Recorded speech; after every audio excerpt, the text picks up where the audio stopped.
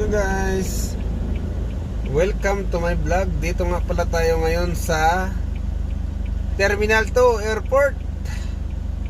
So naghatid tayo ngayon sa ating bus. Pauwi din siya ng province. So dito tayo sa may PAL, sa Philippine Airline po. Maganda na ngayon yung posisyon ng dito guys, i-update ko lang sa inyo. Maganda na ngayon yung itsura ng Terminal 2. Kasi hindi siya katulad dati na parang dugyot. Ito malinis siya ngayon.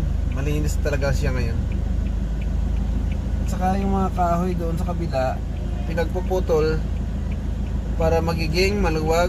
Siguro lagayan siya ng skyway para sa ano.